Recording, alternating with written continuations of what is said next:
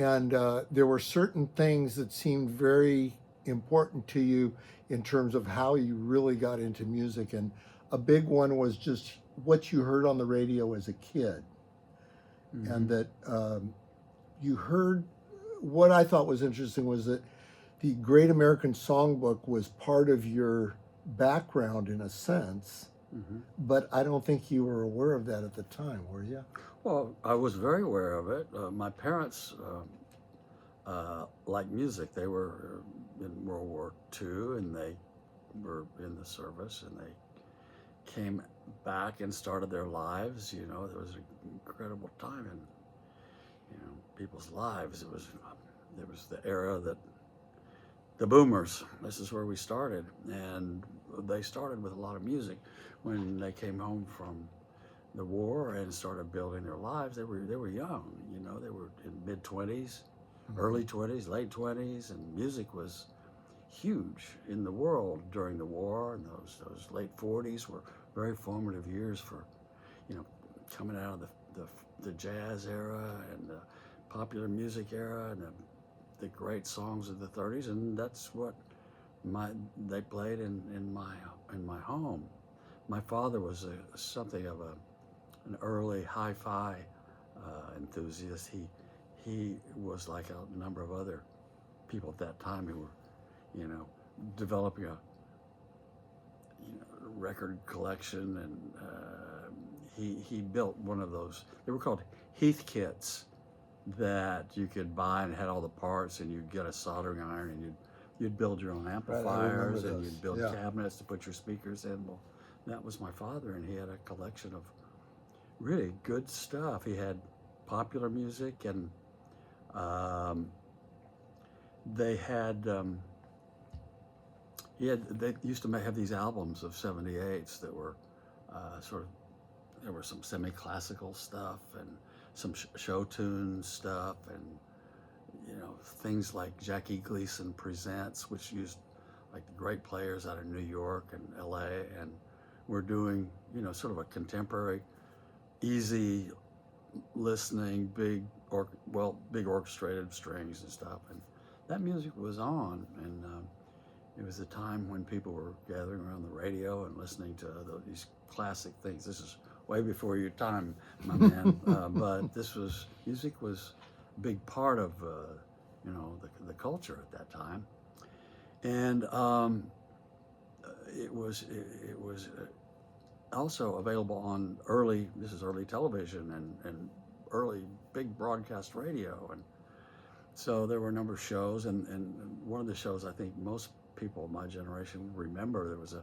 thing that came on every week called Your Hit Parade, and they had a top 10 or top 20 or something, and they were kind of, it was the popular music of the time, the stuff that they were selling on records, and so I came out of that too. And, everybody listened to Who's That Doggy in the Window and the Ballad of Davy Crockett, and just tons of stuff.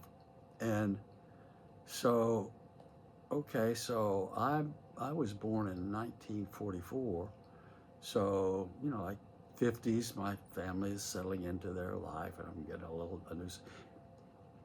We're just doing what there is to do. We're listening to the music that's around, and kids like myself are getting radios, and we got radios of our own, and we're listening to top 40, our top 40 rock, and which was distinctly different after a period of what your hit parade music was. This was it, man. This was Fats Domino. This is Little Richard.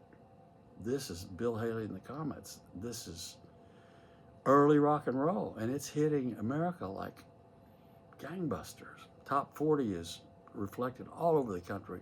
These high-watt stations that you can get late at night, and of course, things are no different now. This is where kids are finding their identity.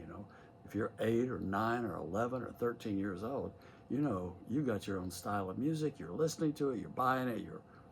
It's just, that's it, man. That's what you do. And that was the voice of the world to us. That was the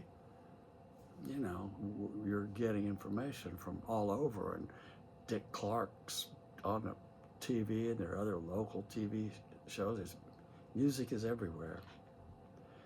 And so we absorbed a lot. And I know now, in retrospect, I mean, I really see the difference in the way, many of my peers, many of the people that have actually grown up in music, who have become famous in America and England, and particularly,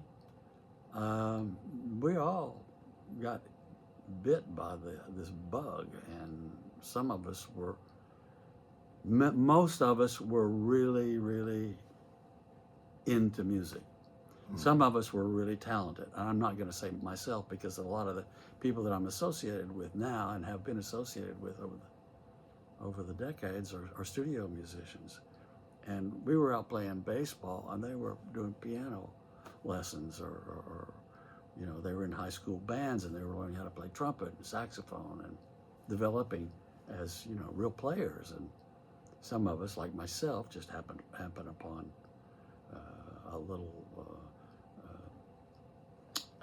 I got a guitar, and I listened to the radio, and I could play right along with Chuck Berry and Jimmy Reed, and you're in. And folk music was happening, and that was very readily adaptable.